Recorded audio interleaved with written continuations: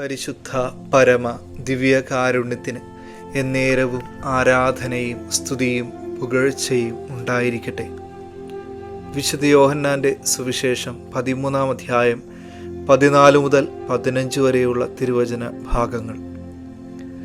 നിങ്ങളുടെ കർത്താവും ഗുരുവുമായ ഞാൻ നിങ്ങളുടെ പാദങ്ങൾ കഴുകിയെങ്കിൽ നിങ്ങളും പരസ്പരം പാദങ്ങൾ കഴുകണം.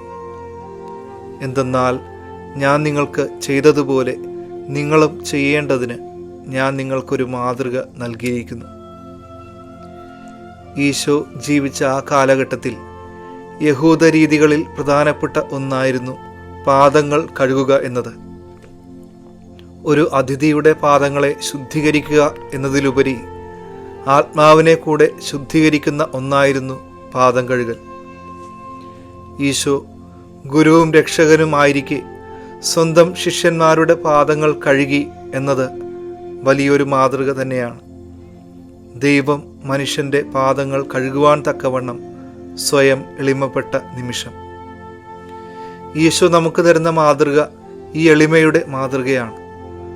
സ്വയം എളിമപ്പെടുന്നവന് മറ്റുള്ളവരുടെ ആത്മാവിനെയും സ്പർശിക്കുവാൻ സാധിക്കുമെന്ന് ഈശോ ഇന്നത്തെ തിരുവചനത്തിലൂടെ നമ്മളെ പഠിപ്പിക്കുന്നു. നമ്മളായിരിക്കുന്ന ജീവിത സാഹചര്യങ്ങളിൽ, കുടുംബങ്ങളിൽ നമ്മുടെ എളിമ വഴി മറ്റുള്ളവരുടെ ആത്മാവിനെ തൊടാൻ നമുക്ക് സാധിക്കുന്നുണ്ടോ എന്നുകൂടി പരിശോധിക്കാം. ഈശോയ്ക്ക് സാധാരണ മനുഷ്യരുടെ ജീവിതത്തിലേക്ക് ഇറങ്ങിച്ചെല്ലുവാൻ കഴിഞ്ഞത് ഈ എളിമയെന്ന പുണ്യത്തിലൂടെയാണ്. നമുക്കും മറ്റുള്ളവരിലേക്ക് ഇറങ്ങിച്ചെല്ലുവാൻ ഈശോ കാണിച്ചു തരുന്ന മാതൃകയാണ് പാദം കഴുകൽ. ഇനിയും നമ്മൾ തൊടേണ്ട ആത്മാക്കൾ നമ്മുടെ കൂടെ തന്നെ ഉണ്ട് എന്ന് തിരിച്ചറിയാം. സർവശക്തനായ ദൈവം, പിതാവും പുത്രനും പരിശുദ്ധാത്മാവും നിങ്ങളെ സമർത്ഥമായി അനുഗ്രഹിക്കട്ടെ.